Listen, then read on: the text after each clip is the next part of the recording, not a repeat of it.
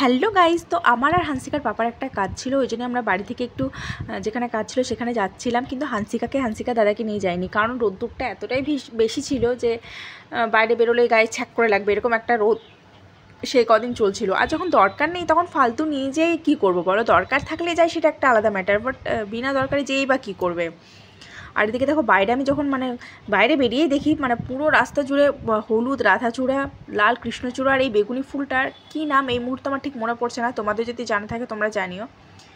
পুরো রাস্তা জুড়ে গাছগুলো এত সুন্দর, রাস্তাটা সৌন্দর্য বাড়িয়ে দিয়েছে, এমনিতেই তো রাস্তাটা সুন্দরী, আরও এই গাছগুলো এত সৌন্দর্য বাড়িয়ে দিয়েছে, আমি একটা ভিডিও ফুটেজ না নিয়ে আর পারলাম না, তোমাদের সঙ্গে শেয়ারও করে দিলাম। তো তোমরাও জানিও কেমন লাগছিল। আর মাঝে মাঝে রাস্তায় এই হলুদ এই যে হলুদ ফুলগুলো, সেগুলো যেন মনে হচ্ছে না কেউ বিছিয়ে দিয়েছে, তো আরও সুন্দর লাগছে দেখতে। নিজেই ঝরে পড়েছে তো, কিন্তু মনে হচ্ছে যেন কেউ যেন বিছিয়ে দিয়েছে।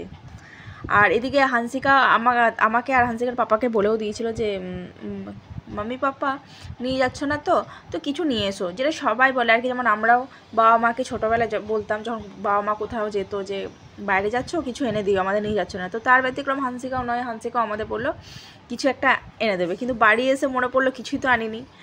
আর বাইরে আর বেরোতেও ইচ্ছে হলো না, বাড়িতে ঢুকলাম আর মনে হচ্ছে না যে নিচে গিয়ে কিছু একটা নিয়ে আসবো দোকান থেকে। তো ফ্রিজে এই কেকটা ছিল, তো কেকটাই হান্সিকাকে দেওয়া হলো, কিন্তু হান্সিকা তো অতিরিক্ত চালাক, ও তো বুঝে গেল বাড়ির কেক, তো মন খারাপ করেই খেলো কেকটা।